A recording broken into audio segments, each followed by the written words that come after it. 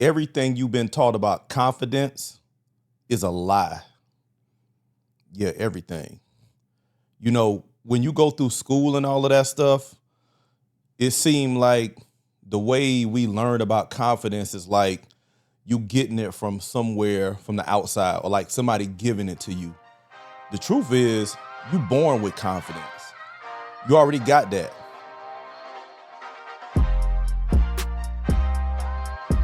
What's up, y'all? It's OGs Uncut, conversation on the culture. I'm on a solo mission today. It's me. And I'm going to start here.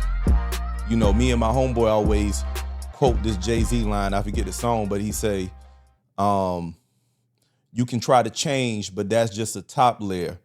You was who you was before you got here.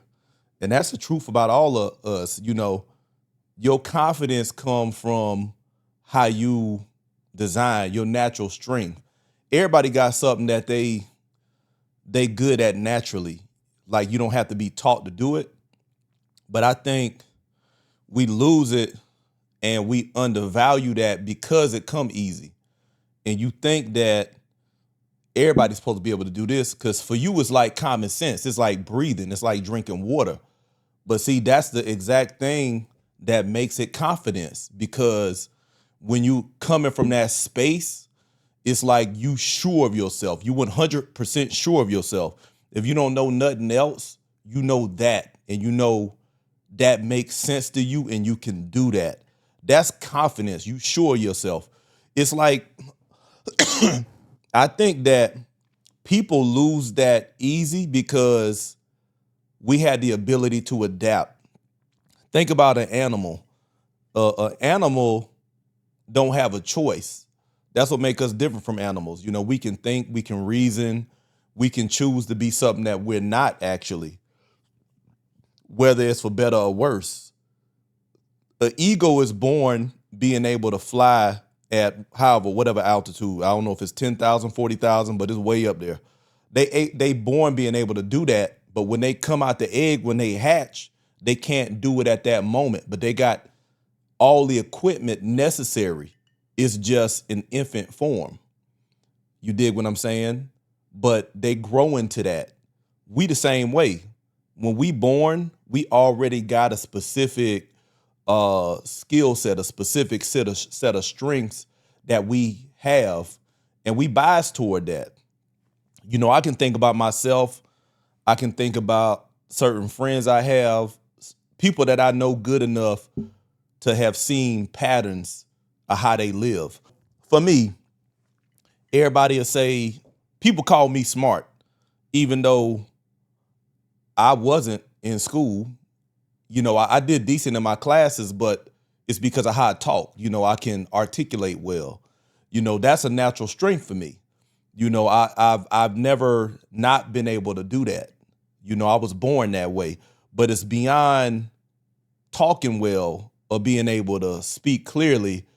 My strength that I've used everywhere is I know how to see patterns of stuff that people experience but don't necessarily know how to put into words, and I'm able to articulate that and make it clear for everybody to see, and then help people locate themselves in that space. That's what I'm good at. It's really orientation. And the thing is, when you look at my life, that confidence, that pattern followed me everywhere, even when it come to clothes, right? See, people think, let me back up, because see, I help people with communication and public speaking and leadership. Some people think that starts with what you're saying. It don't. It start with where your confidence is seated. I call it your center of gravity. Everybody confidence show up different. When you have an experience with me, when we actually connect, at some point you gonna experience what I just said. I'm gonna say something that makes some shit clear to you. It's gonna be something that you done seen before, but you're gonna be like, damn, I always felt that, but now he framed it for me. He put it in the words for me, because that's what I do. That's what has gotten me wherever I am now, like promoted on the job. That's what helped me get through pressure when shit was tough. that's my North Star because I'm born with that. I'm confident in that. You know what I'm saying? I can think, I got several examples. I got one of my best friends from back home. Um, he's great at bringing attention to some shit. When you look at him, you might think that he's doing a lot. He's always, you know what I'm saying, the center of attention. But actually, if you actually know him, not just casually, but you connect with him, when you hear him talk, you'll notice he got a genius way of bringing attention to something. You see, he might say the exact same thing that I say, but see, I write a book. Literally, I write a book and give you clarity. He will do the same shit in 2 sentences because his skill is being able to energize attention around something that need to be seen. He's just good at it. He'll take something in 2 sentences and boom, the statement will be so impactful that at some point while you talking to him, you're going to be like, damn, yeah, that's true. Because he got a way of bringing attention to it. He got a way of slugging it, punching it. I don't even try to compete with that. I don't have that skill. That's his skill. So, you know, that confidence and that natural thing that everybody got, when you pay attention to it, that's really your moneymaker because you don't need to try to be somebody else to do that. I'm gonna give one more example. My co-host, T-Rex, he's natural at security, protection. It don't matter what he doing. It don't matter what conversation you having. If you actually connect with him, at some point you're gonna be like, he's gonna find something in your environment that can be exploited by somebody with ill intentions. It don't matter if it's a relationship, if it's your physical setup. He gonna see it as just the way he sees the world, and he knows how to find the cracks in shit that can be exploited. He'll call it out and be like, yeah, but if you do this, do that, then they won't be able to come through there, whatever the case is. That's just how he think. That's what his confidence is. Ain't nobody had to teach him that. You know, it's the same thing like an eagle being born able to fly at crazy altitudes. That's how each of us, that's why our confidence is at. And I think what pulled a lot of people off of that, they center of gravity, is because the lie we've been taught. The lie we've been taught is if you don't develop your skill through a school, it's not backed up by a degree or by a certificate, it don't hold value. And so what we end up doing is trying to fit the mold that somebody done said is where you should go, right? Like everybody, you fit the mold that's celebrated. Everybody be like, yeah, man, you got to go this route. You got to do this. You got to do the other. And so a lot of people leave their confidence. You already don't know to really value it like that because it comes second nature to you. It's coming like breathing. So you think everybody can do that. And that's the first mistake. And then you try to go in and fit the mold that somebody done told you. Make me think of this right here. This why parents are so important, because think about what we do in our culture with our kids. You know, I can think about my cousin right now. When I talk to him and he tell me about his kids, he constantly celebrating, even though we don't call it that, but he really like, yeah, man, you know, my daughter, she just be doing this. She just be doing flips. She just be figuring out on her own. Or my son, when certain music come on, he start moving like this and he start naturally doing this and that. We got a way of being like, we just celebrate each other. We don't call it that. We don't have to have a name for it. But when we see our kid can do something, we amp it. We affirm it. We be like, man, that boy know he can do this. Or that girl know she can do that. That boy know he fast. Or that boy know he can draw. We just say it. And it's a great environment because it's just deepening your confidence. It's just affirming to you that that thing you do, that footprint that you always be leaving, is the path that you should be walking. But I feel like when we leave out of them kind of environments that affirm us like that, we come into contact with people who don't know who the hell we are. And all they got is a script to go from. Well, according to so-and-so, you should do this or do this or do that. And so now you start trying to reconfigure the way you show up and what you do when you start trying to fit yourself like that square peg inside a round hole, and you force to fit. You know what I'm saying? So a lot of us end up in places where we trying to exercise a competence, not confidence, but competence that don't line up with our natural confidence. And that's where you're doing a lot of things. You shrinking yourself, and one, you kind of diluting or watering down like your natural authority. You know, I mentioned confidence, but now I went into competence. Competence is what you supposed to get, what you supposed to take into the workforce. You know, when you get old enough to make money and stuff like that, you need to be competent at something. That just means you need to have a specific skill that you can use to trade on the market for money. You know, the way it should work is your natural confidence, right? If you given a chance to exercise that and it's affirmed, you should take that and parlay that into a competence. Take me, for example.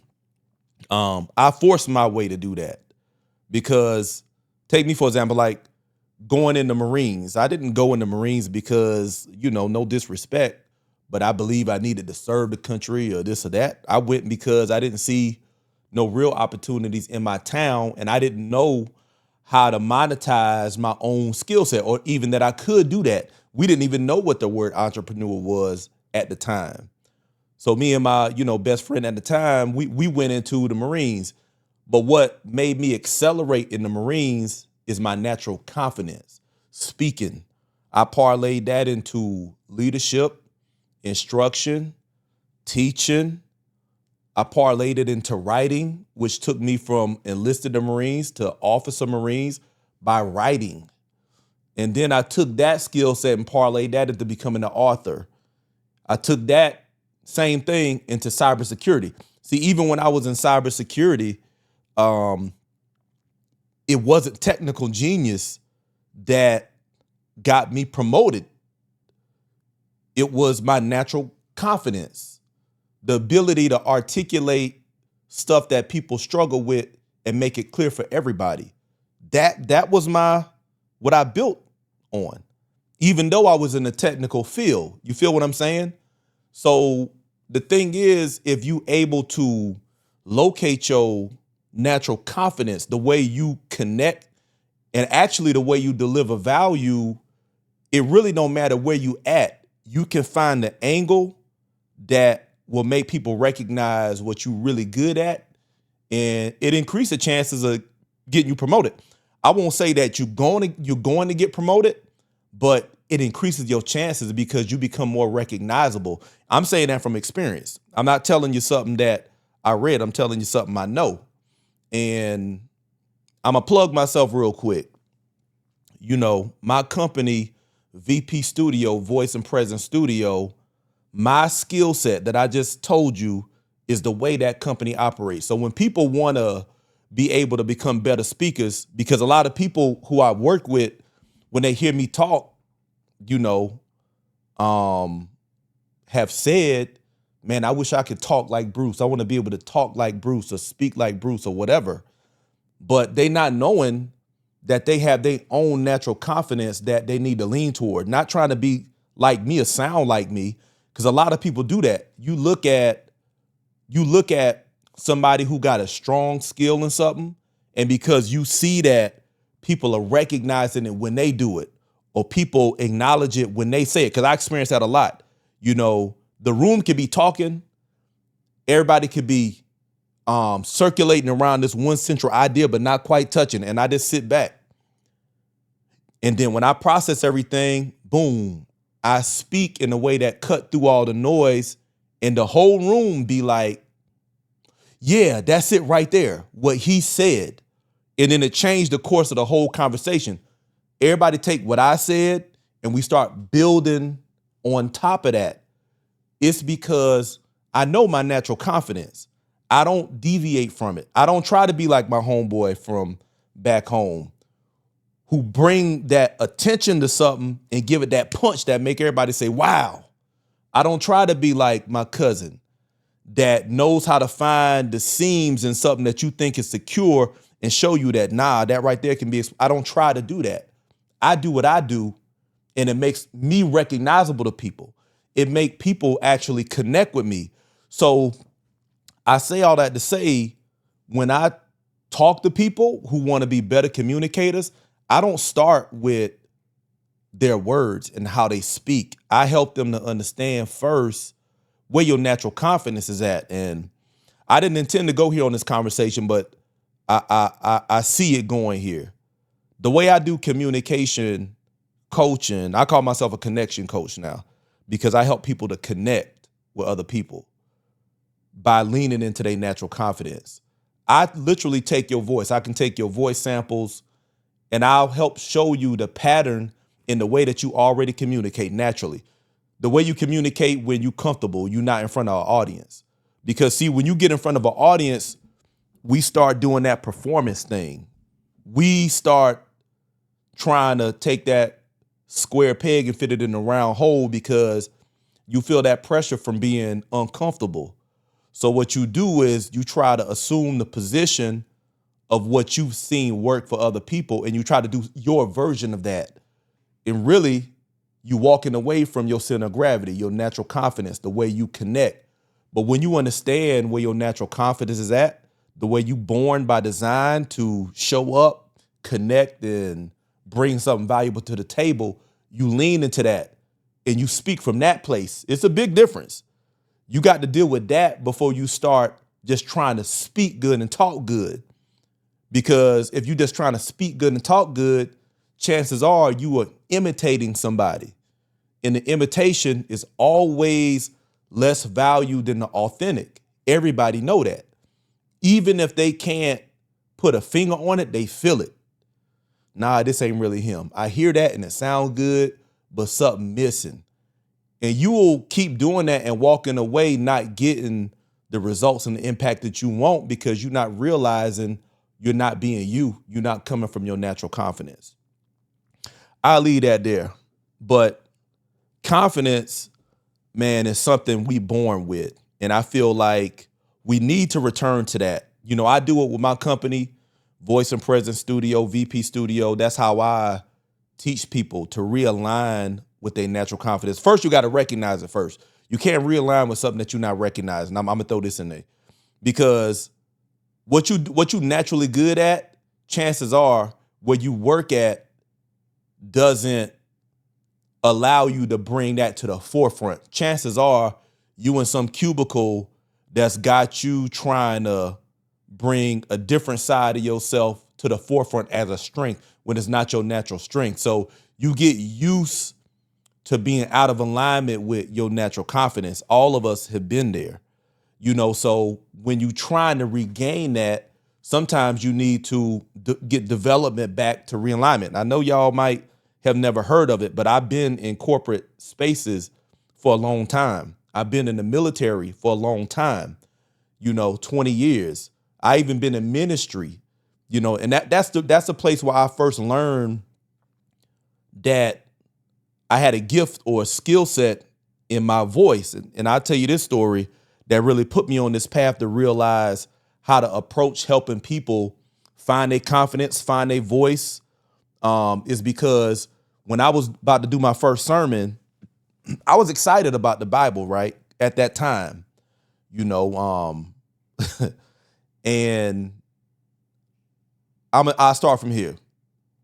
I was so excited about it.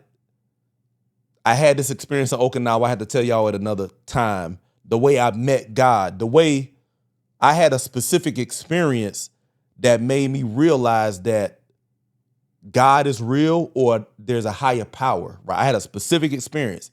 So when I came back to Marion, South Carolina, I felt like what I was trying to get down with wasn't aligning with what I had experienced. So my logic told me, okay, I'm supposed to go to church to explore this God thing. So I went to church and I went all in. I jumped all the way in. And because I jumped all the way in, I started studying the Bible crazy, right? And I was doing the thing that I always do. I was looking at the scriptures and I was seeing patterns. I was seeing this, and I'd be able to communicate it clearly. I was talking to people and people's like, oh, I kept getting that, seeing the light bulb come on in people's eyes. And then one day it hit me, boom, you a preacher. And so I ran to the payphone, called my mom and said, Ma, I know what I'm supposed to do. I didn't even know I was looking for what I was supposed to do, but I felt like this what I was supposed to do. And she said, what? I said, I'm supposed to be a preacher. You know, she went and told the whole world. You know, I didn't stand on nobody's pulpit till about a year and a half later. But really what that was is I was exercising something that was putting me in contact with my natural confidence on a regular basis. And it was in a religious context. So, you know, I'm like, I'm supposed to preach. So, you know, I went and told my pastor. My pastor, like, put me in Sunday school, success. You know, teaching that. And then after seeing that I was consistent, you know, I was hard work, all of the stuff, me and this other brother, he gave us a date to do a trial sermon. It was real short. I think it was like 5 minutes. And I still remember the scripture that I was preaching. It was some slave ass scripture, for real, for real. But, you know, I went to the back and the nerves started to kick in, and it was Pastor Henderson. You know, I had a great experience. Let me say this. I'm not in religion no more. You know, I got the whole Life After Religion book, but trust me when I say I didn't get hurt. You know, I had a great experience. Like I had people who I believe, you know, they sincerely believe like I did. At least that was my view of the world. You know, it was every church has its mess, but I had a great experience. I was out in California, but I went back and talked to Pastor Henderson, and it was about 5-10 minutes before I was supposed to go up. And I was like, I had my sermon ready. I knew what I was going to talk on, but I didn't know how I was supposed to talk because I was watching all these preachers Sunday after Sunday, and they was doing all of this variation of Martin Luther King. And oh Lord, all of this stuff. And I'm like, man, I don't do none of that. I don't talk like that. How I'm supposed to do this? Because now I had done studied, but I'm like, how do I deliver that? Like, I can't perform like that. This is exactly, you know, the place a lot of people be in when it's time for you to get behind a microphone. See, I did it, the way I experienced it was more pronounced, but everybody has their own versions of that. And I ain't finished the story yet, but I'm saying it's something about getting behind a microphone that make you change the way you normally show up because you got preconceptions about what you think that room is expecting from you. So you start trying to contort yourself to fit that. And that's the worst thing you could do, but we instinctively do it because we've done it for so long. So I got hit with that tension and I took it straight to my pastor because I was young and I didn't know what that feeling was. I was like, I can't do what they do. That's not natural for me. I knew that I wasn't going to look right trying to do what these other cats was doing. My pastor looked me right in the eyes, man, and gave me the best advice I ever heard. He said, Brother Bruce, just be yourself. Boy, that shit freed me. I'm like, oh shit, I can do that. Okay, I can do that. And I went up there and I was just myself and I never looked back because see, being myself was something I had done my whole life. Ain't nobody had to teach me that. You see where I'm coming from? See, that's why I'm saying you born with your natural confidence. You dig? It's like, can you learn? Can you develop it? Can you craft it so that you can, use it in a specific way, absolutely.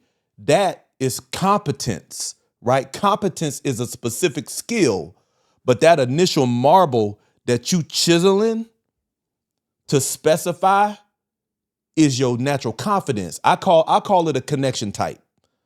I'm gonna go on my website, www.thevpstudio.com. It's your connection type. It's only 5 of them. It's 5. Everybody got one of them. You're a variation of one of 5 different connection types. But you can go to my website and see that. But this is what I'm saying. Your competence comes from you chiseling your natural confidence for a specific use. That's it, right? I can take this, my speaking ability, my ability to articulate and orient people, and put it in politics. I can put it in preaching. I can put it in podcasting. I can put it in nonprofit. Same skill set, different room. I just have to make adjustments for the room, but the foundation is coming from that natural confidence. But if I come into a room and I'm trying to do something in the way that somebody else does it, I'm already losing. The minute you start trying to be somebody else, you already down. You already in the red.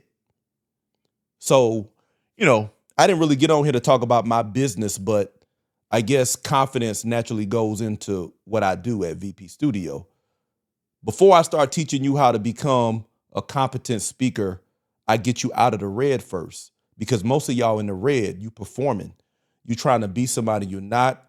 You've seen somebody who probably was in their natural confidence, somebody probably who found their charisma, somebody who found their lane and people gravitated towards it. And so you thought that was the way you should do it. Absolutely not. People will gravitate toward you when you are you, because they can feel it. We can feel it.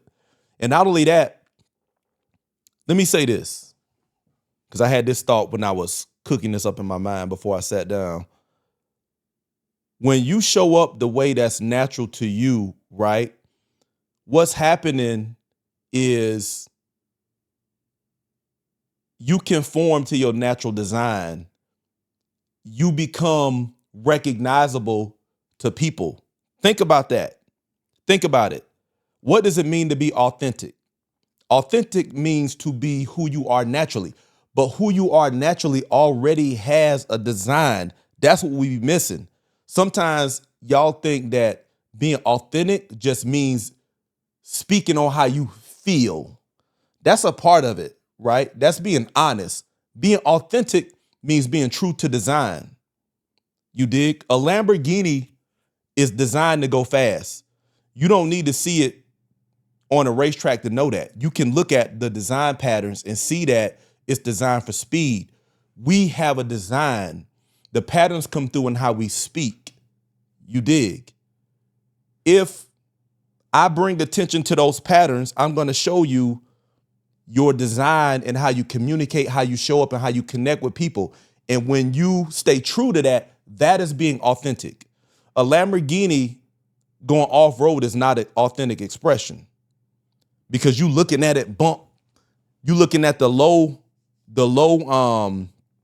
bumper or whatever, scrape the ground. It's not even fun to look at.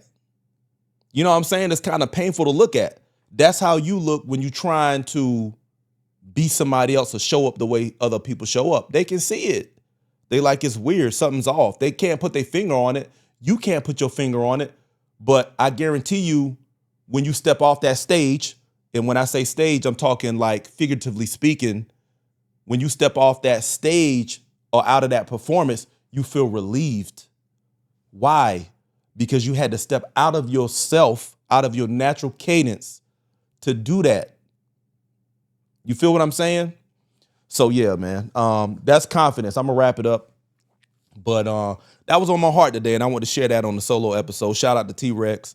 I wanted to share that. If you got kids, man, shout them out. When you see them doing something that's natural, when you see them doing something that you're not teaching them, but they're building on it, they do it well, and it comes second nature, man, shout them out. Point them out. Put some attention on it. You won't regret it, because what you're doing is you affirming to them that they walk in the right path, and they'll never forget that. When they get older, they'll return to it. And I'm going to take a scripture from the Bible that I think this is what it really means. It's a scripture in the Bible that says, train the child up in the way they should go, and when they're old, they'll never depart from it. A lot of people think that means that you're supposed to teach them the gospel and they'll always return to that. No. You're supposed to teach them their natural confidence. You're supposed to affirm what you see in them doing naturally, their natural strengths, affirm it, so that when they get older and they try to be something else, or they try to mimic somebody else, that pressure makes them return to center. The pressure makes them go back to what they know works. I'm speaking from experience. I ain't telling you what I read. I'm telling you what I know. I've been in high pressure, bruh. Marines, 20 years, ministry. You know how much pressure it is standing in front of somebody waiting on you to give them something that God is supposed to be saying? You dig what I'm saying? Like, that's pressure. And when I felt pressure, you know what I went? I went to ground zero. I went to my center of gravity. That was my safe space, my natural confidence. And it worked every time. So don't try to be nobody else. You was born with confidence. Find your pattern. If you want me to help you with that, I got a way to do it. I got a program, I got a framework that will identify your pattern. And I get you there faster, if you're interested. Because it ain't just about everybody's not a public speaker, but at some point, everybody got to speak in public, even if it's 2 or 3 people. And when you do it, you want to be at your best. You want to be in your natural confidence, because when you're there, people don't just remember what you say, they remember who you are. That's what you want. So yeah, man, it's been another episode of OGs Uncut, Conversations on the Culture. Solo edition this time. Shout out to T-Rex. Shout out to all the viewers, man. Check us out on YouTube. Like, subscribe, get in the comments. Tell us what your natural skill is. Tell us what your natural confidence is. What do you do well? You know what I'm saying? We love to hear it. All right, y'all, as I always say, don't watch and hide, like and subscribe. Till next time, we out. Peace.